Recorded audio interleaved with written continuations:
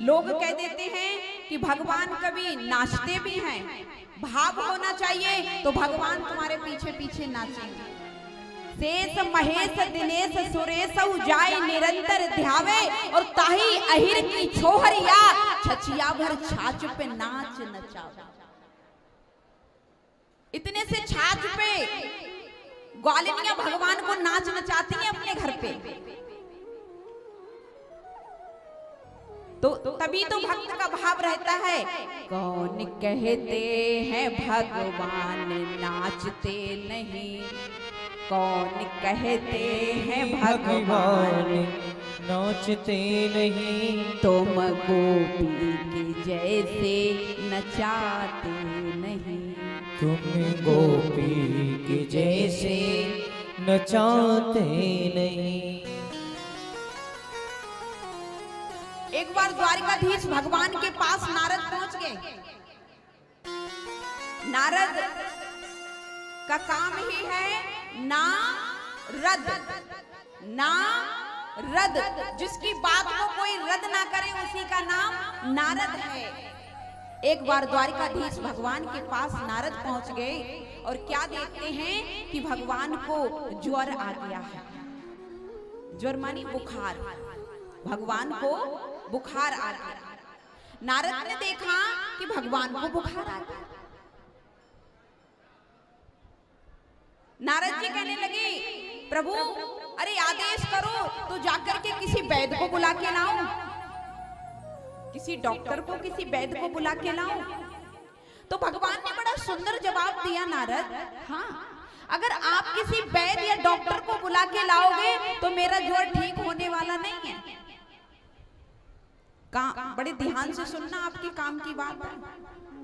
कहने लगे कि अगर डॉक्टर और वैद्य को बुला के लाओगे तो मेरा जो बुखार है वो ठीक होने वाला नहीं है। तो नारद जी कहने लगे, प्रभु फिर आपका ये बुखार कैसे दूर होगा, कैसे ठीक होगा आपका ये ज्वर?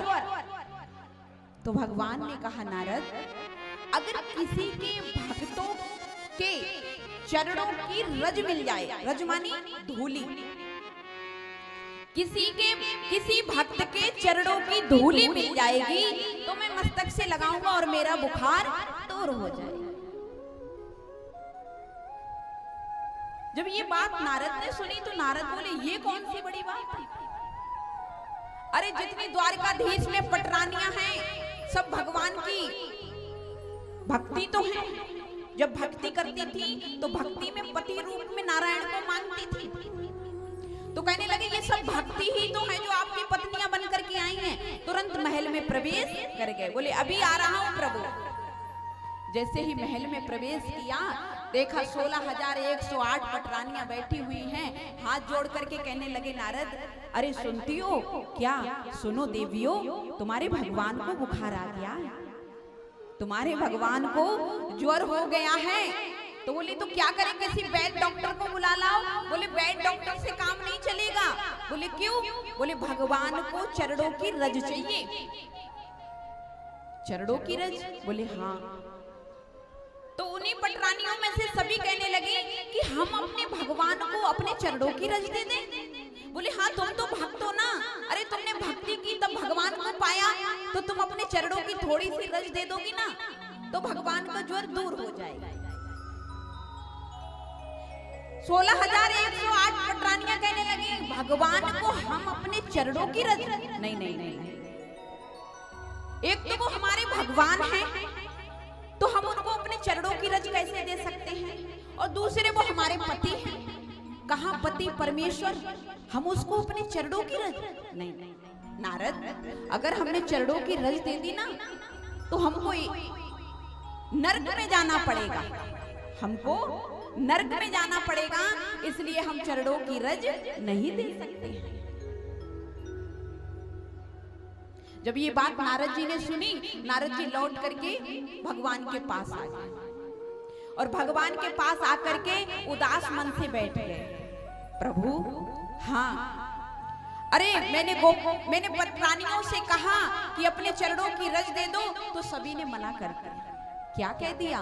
बोले हम नहीं देंगे अपने चरणों की रज। एक तो वो हमारे भगवान हैं और दूसरे पति परमेश्वर।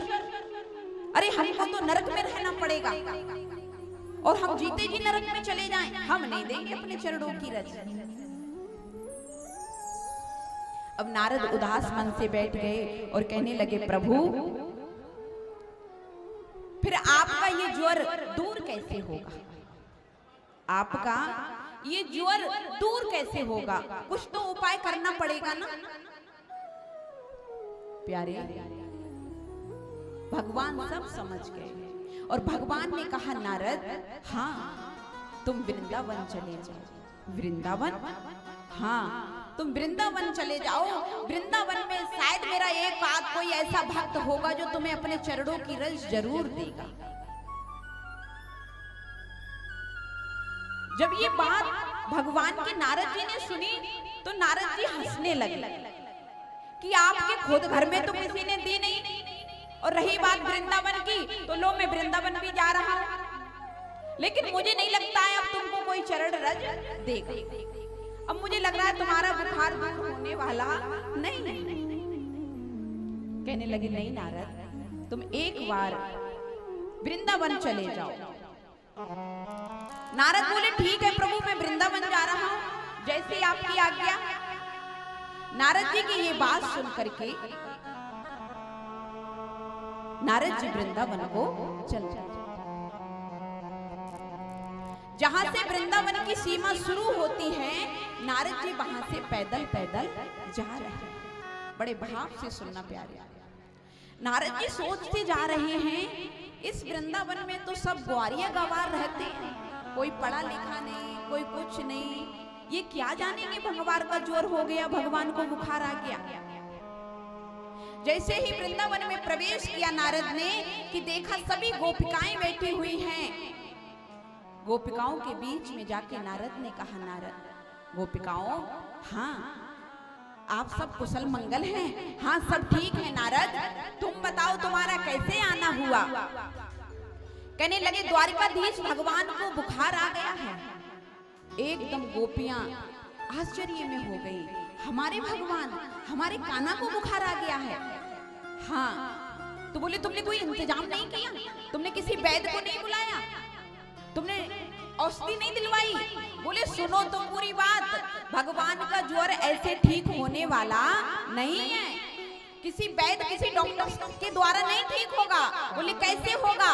बोले, अगर किसी भक्त के चरणों की रज मिल जाएगी तो भगवान का बुखार ठीक हो जाएगा। वो ब्रजंगनाएं जो ब्रज में रहती हैं एकदम रोने लगी और अपने साड़ी के पल्लू को उतार करके अपने चरणों के नीचे से एकदम उस रज को भर भर के देने लगी। नारद बताओ तुम्हें कितना चाहिए? 1 कुंटल, 2 कुंटल, 1 मुट्ठी, 2 मुट्ठी, बताओ कितना चाहिए? नारद ने कहा, अरे बावरी, तुम अपने भगवान को, अपने इष्ट देव को अपने चरणों की रज दे रही हो। क्या दे रही हो? अपने चरणों की रज। तुम्हें पता भी है तुम अपने चरणों की रज दोगी तो क्या होगा? बोले, क्या होगा? बोले, तुमको नरक में जाना पड़ेगा। अरे अपने इष्ट को वो जो चरणों की रज देता है उसे तो नरक में जाना पड़ता है, तुम्हें नरक में जाना पड़ेगा। तुम्हें ये भी नहीं पता तुम अपने भगवान को अपने चरणों की रज दे रही हो, तुम साक्षात नरक में जाओगी। गोपियों ने कहा, नारद अगर हमारे चरणों की रज देने से हमारे भगवान का ज्वर ठीक होता है, बुखार ठीक होता है, तो ठीक हो जाना चाहिए। हम एक जन्म नहीं, हम जन्म जन्मांतर तक उसी नरक में पड़े रहे।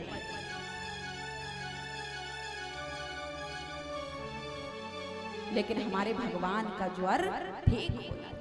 ये गोपिकाओं का भाव है जो एक जन्म नहीं, जन्म जन्मांतरों तक नरक में पड़ना चाहती हैं। ये हैं गोपिकाएं, ये हैं ब्रजांगनाएं, ये है वृंदावन का भाव। प्यारे, इस कथा से एक सीख लेनी है। यहाँ पर नारद से बड़ा भगवान का कोई भक्त नहीं था। हाँ जी या ना जी? सबको पता होगा ना? नारद जी से बड़ा भगवान का कोई भक्त नहीं था, फिर भी नारद को ये नहीं आया कि हम ही अपने चरणों की रज दे दे, दुनिया में काहे को डोल रहे हैं। लेकिन भगवान को ये लीला करनी थी, भगवान ये बताना चाहते थे कि वृंदावन की गोपिकाएं, वृंदावन के वो ग्वारिया गवार सबसे सर्वश्रेष्ठ हैं, उनकी बराबरी कोई नहीं कर सकता।